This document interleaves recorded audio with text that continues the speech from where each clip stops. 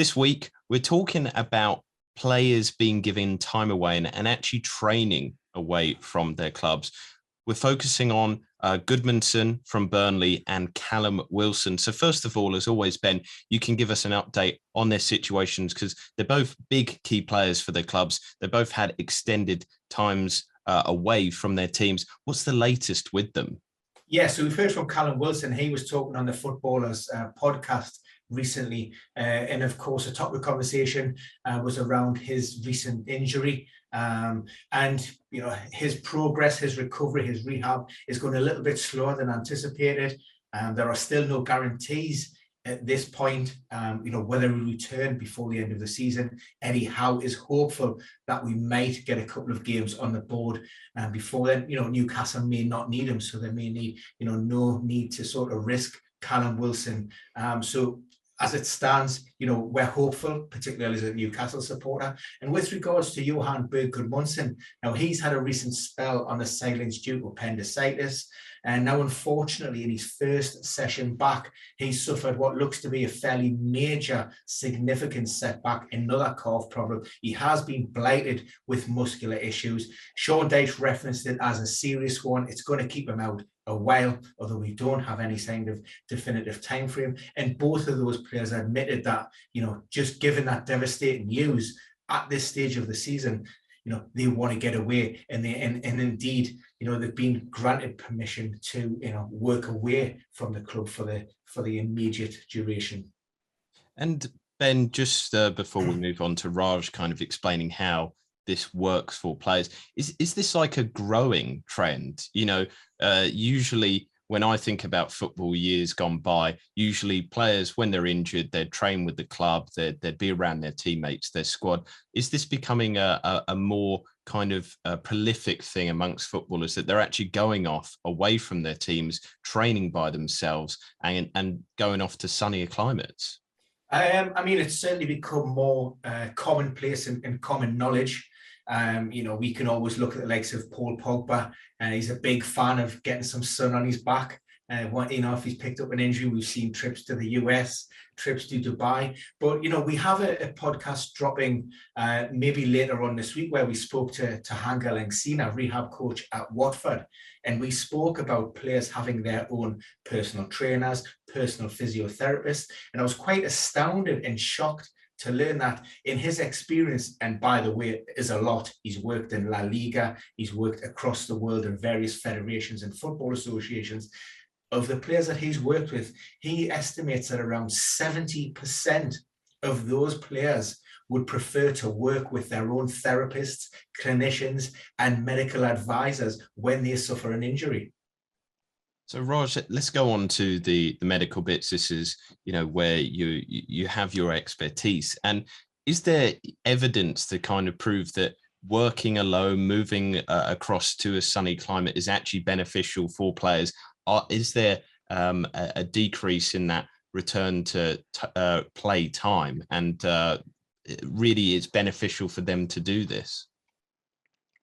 I mean, I don't know if there's hard data on it. That's really, really hard, like, evidence to have on a player if they went away. How long did they go for? Where did they go for? Right? There's so many variables there.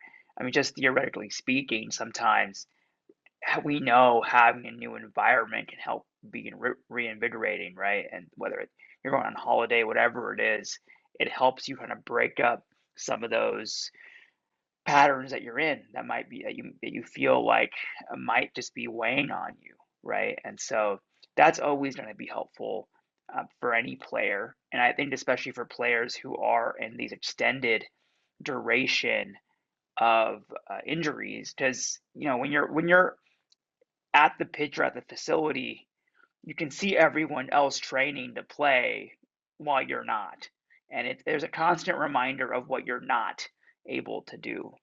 Whereas if you can go away and just really focus on what you need to do and not worry about everyone else, it can certainly be beneficial. And then I think to Ben's point, there's certainly a large trend across all sports with players having their own therapists and medical advisors. I know, like in the NBA, for example, with the Lakers, every player has their own trainer and physio. And that's something that they implemented this season. And I think players prefer it because you get full one-on-one attention and you have someone that you trust there all the time, right? Rather than not having that. I think the hardest part with that becomes is maybe coordinating the care if you're part of the club team and you're the doc, you're the physio on the club team, is just coordinate all of that care is probably the harder part. But I think there's still definitely ways to do it. And I think in the two examples that we gave here, it certainly makes sense considering the circumstances of them having setbacks or having longer than anticipated return to play. So with the first part, the jetting off there, you said that it's not really quantifiable in terms of data. So is this purely a psychological thing?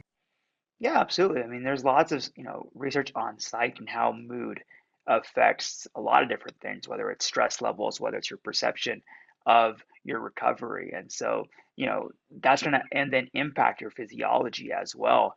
If you feel less stressed out, you're going to have less, inflammatory markers, which may mean less sensitivity to pain. And so that's just going to be helpful in general. And I, me being in Los Angeles, you guys being where you are, I can speak to the fact that I prefer being where I'm at. So, Raj, I prefer you being there as well. I mean, it's a little cheeky dig that it's obviously raining all the time in Britain. But on to the second point, though, talking of the benefits of the one-on-one training, but is there also a negative side effect that there's that loss of competitive environment, going against your peers, having not quite match level tests upon the body, but it's near that sort of level, which you can never recreate with just one coach and one player? Well, it really depends on what phase you're in. I mean, if you're more in the physio and process at those foundational stages, you're not competing with anybody. But as you get back maybe into the return to play and you get into the individual training, then even then there's still not as much competitiveness. But it's really, I think a lot of it is some of these players, like for example, if I remember correctly, like when Harvey Elliott was rehabbing and there were multiple Liverpool players out, like they developed some critical bonds there, and those become friendships. Like it was for Arsenal, Martinelli was rehabbing along what's his name, Mari, and they became really close friends as well. So you do miss out on some of those things if you do jet away and you aren't at the facilities to do so. And so I mean that can definitely be positive because you have another. No one can relate to you like another player who's going through an injury, right? So sometimes those bonds are what can be missed in these situations. And so, kind of analysing what you're saying there, would you say that for both of these players, it's a long while for them to come back then? Because your suggestion is that this is not the sort of action you would take when somebody is near return to play, but actually almost in the early stages of that recovery process. Yeah. This is before the actual return to play process. Typically, it's more so when you're just going through the physio and you're going to be isolated typically anyways, just working on your day to day. And so if you're doing it with individual trainers and individual physios, you might as well do it in a locale where you can wear shorts and a t-shirt and it's sunny and you feel like it's better for your mood. So. And so just bring it back to you, Ben. Obviously you've said your pieces about Pogba in the past before, but I left that alone. yeah, but I do think we need to revisit it because there is a question that has to be asked. When players are not kind of under the jurisdiction of their clubs, we have seen Pogba almost he's gone off to recover. And then when he is in these places for a recovery process, he's then got a video or a picture of him partaking in a sport which he should not be doing. Is there a worry amongst clubs, do you feel, that there's a loss of control by allowing players to do this, or, using Raj's great phase, the risk and reward here? The reward is that you have a happy player who might return quicker, and that risk that they might act up, they might do something silly, is actually very minimal. Yeah, I mean, there is a degree of that. And it's not just Pogba. by the way. I know lots of examples of players who have left clubs, and those lines of communication haven't remained open. Clubs and rehab teams have almost lost touch on occasions, which I find unfathomable at this level. And when players are returning, there's an expectation that they're going to be at a certain level, at a certain stage or a certain phase of their recovery, and they're not. And you don't know the reason why. And again, I go back to that discussion that we had with Hangel about, the difficulty is when players are going away for 3, 4 or 5 weeks, maybe 50% of their rehab program, the expectation is just to pick it up at that stage can be quite difficult. Again, you're talking about a different environment, different techniques, different personnel, different ways of working, and therefore the risks associated with picking up at that stage, increase, and the possibilities of maybe suffering additional setback or recurrence at that point, like I say, are the percentage wise, increase gradually. So it's not ideal, and it's good old Raj, it's the risk and rewarding. But now, and I've spoke to other physios, a lot of the time now, the power remains with the players. And when players are putting, they're not really asking the clubs, can I? It's, well, I am going. And you know what? You've got to sort of deal with that. And that's what clubs are having to work with, in the current, in the modern game. Just maybe one more question on this, Ben. Does this differ from that end of season period, between the seasons where players, they do get some time off? It's very limited, but they do have a few week period, but they do have to maintain a level of fitness when they jet off on holiday. Is this sort of a different kind of thing there, or is this again a growing market amongst footballers that between seasons now they don't really have much time off, they have to maintain that level, and so this is why 70% of players have those personal trainers with them?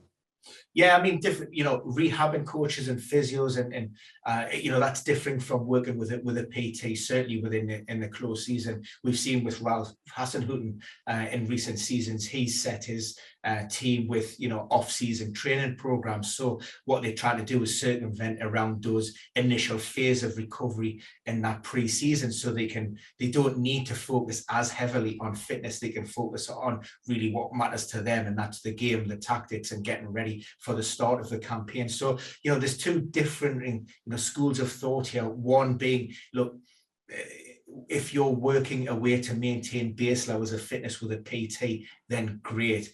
But if you're working with a rehab coach, with a physiotherapist, and you're addressing specific injury-related issues, and you're then forced to hand a player off mid recovery, then that's where the difficulty come, and the complexities and the problems can arise. Well, I think that's an interesting insight into a growing trend. Raj, do you have anything to add there? I do. One thing I just thought about is that, one thing that kind of impacts everybody, including players, was the pandemic and the shift towards, work from home, quote unquote. So these players were off for 2+ months, and they were doing a lot of their fitness at home. So now that might now put in their mind, hey, I can just do this stuff on my own with help from my personal guys, right? And so that might have helped expedite some of it. Was already a growing trend, but that the pandemic and that shift may have just helped kind of expedite how quickly that trend was shifting towards it.